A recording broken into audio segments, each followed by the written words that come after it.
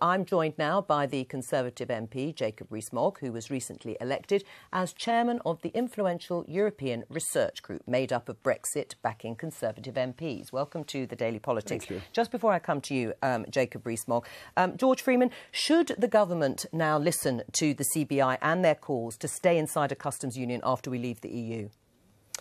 Look, I think the key is we have a business-friendly Brexit.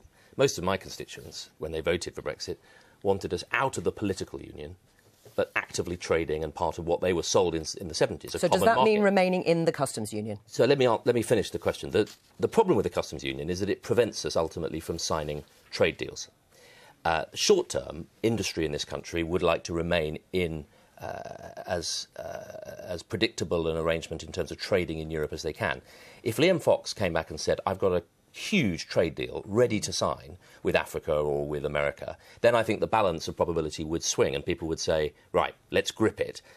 So I think it's a question of transition. That, do you think at the moment, all things being equal, that Britain should heed those calls and remain in a customs union with the EU? Well, some of those calls, I think, are designed to stop us implementing Brexit at all, and I don't agree with that. But that's not the question I'm asking. Should Britain remain in a customs union? Should it be on the table? I'd like us to negotiate a deep trade agreement with the European Union in which we have that free customs movement so that the Northern Ireland border works, so that we can sell our goods. I think Jacob wants that. I think our only point of difference is that Jacob, as a sort of sovereignty hawk, would prefer us to be out at the end of March next year, even if we don't have a customs agreement. I would like us to have a customs agreement, and if we didn't, paying the price of another year or two while we negotiate those trade deals, for me, would be a small price to pay. But we agree ultimately we want to be able to do those global trade deals, and that means coming out of the current customs union. Right, but let's just be clear. At the moment, if the price is to stay in the customs union until, in the future, trade deals are struck or could be struck, you would be happy for that and you support that? The key word is the customs union. A customs union, yes. The customs union, as Boris has said, is the current European Union.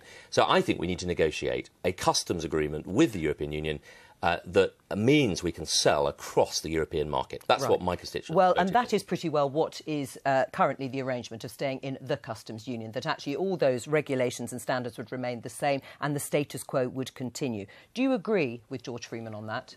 The status quo is not what people voted for. You must remember the CBI received nearly £1 million from the European Union between 2009 and 2015. It is not an independent body.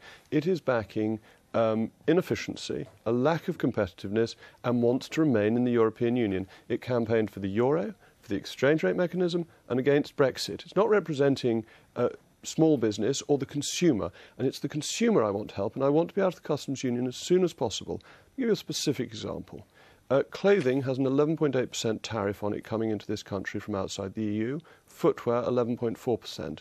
That hits consumers in the UK to very little benefit of UK manufacturers because we don't make many textiles or shoes anymore. Right. I'll give you a counterexample. Our aerospace industry, we're a major player in Airbus. There are no tariffs. I'll give you our life science There are no industry. tariffs on aerospace. Let me just make the point. There are other industries, life sciences, 60 billion a year. I don't want us to have to negotiate an individual customs arrangement with each of the countries. The challenge is a transition, so we get a trade agreement with Europe so that we can then, I agree with Jacob, access these global markets. Mr. Barnier and President Macron have both said that we can have a free trade deal with the European Union based on Canada. That's great. Right. We Do you agree with that? Right. Would you accept that? A trade Canada deal plus. on goods? No, just the Canada deal on goods. Well, it's based on Canada, so it would be enhanced Canada. That's on the table. That doesn't need us to remain in the customs union. And if we stay in the customs union, this is where I do, George, disagree, it means we won't be able to get the other trade deals because the other countries won't think it's worthwhile doing deals with an EU satellite. So I understand that. Our only difference is avoiding the cliff edge. I want the businesses that I know are raising the money that, for our earlier conversation, will pay for the NHS, to have confidence that there's no cliff edge in 15 months' time. I'm not surprised they want to know. And for me, continual membership of a customs union while we get those trade agreements in place is a price worth paying. And I want British people to have cheaper food, clothing and footwear the day we leave the European Union. It will affect the standard of living in the poorest in our society the most dramatically, because the customs union is about protecting inefficient European businesses. It's not about competitiveness. Right. Jacob Rees-Mogg, is part of the problem that there is a discussion about Britain remaining in a customs union or something very similar to what we have now with the EU, because the evidence hasn't been produced by Whitehall that new bilateral trade deals will outweigh the lost trade from the EU? I think the trade deal issue is a bit of a red herring. Our biggest individual national trading partner is the United States, with whom we have no trade deal. Our biggest net earner, is financial services, which by and large don't have trade deals, aren't subject to the trade deals you get with manufactured goods. But what we want is to open up our market to lower prices and to make the UK more competitive and efficient. Would you see it and use that as a lever to get further? Would you see it as a betrayal if Britain remains in the customs union or a customs union with the EU? If we stay in the customs union, we haven't let the European Union, and it would be a failure on behalf of the government if that's what's happened. It would be a failure of their negotiations. There's a contradiction in what Jacob just said. Well, hang on, because he just said actually that the main reason to come out of the customs union is to be able to do trade deals. Well, you can't do trade deals unless you're out of the customs union. They're much overstated. That we want to do them because they're a useful thing to have. But actually, our biggest single trading partner is the United States, with whom we have no formal trade deal. We have trade arrangements, but not a trade deal. Why do you know better than the CBI, the Confederation of British Industry, about what's best for the British economy? Oh, the CBI has a history of getting things wrong. And you don't? It's a history... Well, take the CBI as a commentator, that it got, as I said earlier, the RM wrong, the Euro wrong, it backed Remain, and it's funded by the European Union. It got £1 million between 2009 but why is it wrong on the British economy in this instance? Because who it's representing is not the consumer, who I'm arguing for, my constituents, who I want to have lower prices and better quality that can be brought in from outside the European Union. The CBI is a spokesman for vested interests. And do you agree with that, George Freeman? It's a spokesman for vested interests who shouldn't, and the government should not be listening to them. Well, Jacob is right in the sense that the CBI is at the very corporate end of the ladder, represents the bigger companies. And frankly, does Jacob would like know to stay. better? But he's wrong, I think. Well, it's not just me. A lot of people agree with me. I think he's wrong to dismiss the views of business so casually.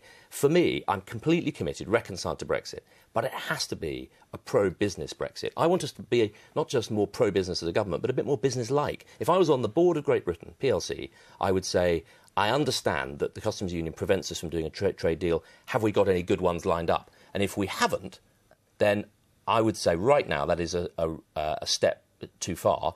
But if we can get those trade deals, then I see the argument. Right, but you're not convinced at the moment that you're going to be able to get those trade deals, or that it might replace, well, not least because Jacob just said trade deals are a distraction. Right. I mean, we'll come on to why you think trade deals are a distraction, because I thought that was the whole point of Liam Fox's job. But first of all, is this something... You talk to people all the time. You were chairman of the policy board before Christmas.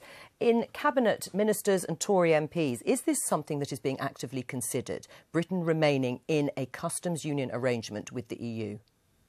I don't think at that level of detail. I think most colleagues, and actually most constituents, reconciled to Brexit, want us to make a success of it, want it to be pro-business. They said to me on the doorsteps, I'm sure to Jacob, we voted to join a common market, not a political union. We want to come out of the political union and stay in a trading bloc. Do you think it's a possibility that the government will consider it? I think there's a possibility we may negotiate what the PM has said rightly she wants, a full trade deal with Europe, which would see free movement of our goods and our ability to import. But this is about the customs union. I mean, Jacob Rees-Mogg, they might be listening to some pro-Remain Tory backbenchers like Ed Vaizey, for example, who at the weekend said the mantra that free trade deals will make us leap out of Brexit unscathed is for the birds. They take years and years to negotiate and often involve compromises that anger domestic audiences. Why is he wrong? Well, they don't always take years and years. The US and Australia did one in 10 to 11 months, and it's been very powerful. But can I get back to why trade deals are a distraction? Because I think this is important. The real benefit we get is from lifting tariffs on goods that come into this country and non-tariff barriers. That makes the UK more competitive. It makes goods for consumers cheaper. Unilateral free trade has worked in every country that has tried it historically. Trade deals are an add-on benefit. And if you open up your market and you again go to people and say, we've opened up our market, do you want to open up yours? That then helps trade even further. But the benefits you get by reducing your input costs and the costs of consumption for voters across the country is very economically powerful. But why then has Liam Fox been put in this position to seek out and scope free trade deals, which has been sold to the British public as a core part of the Brexit operation? Because part of being a swashbuckling, free trading nation is striking out on our own. That's the second stage. Singapore is completely open as a market, but it does trade deals on top because it wants to encourage other people to be as open as it is.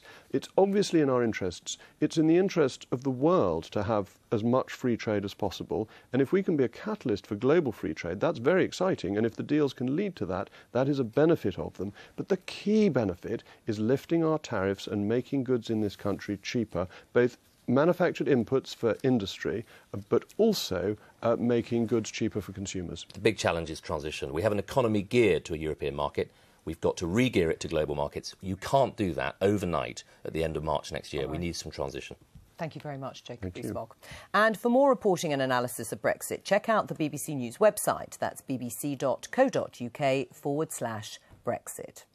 Now, has the Prime Minister been too cautious in setting out her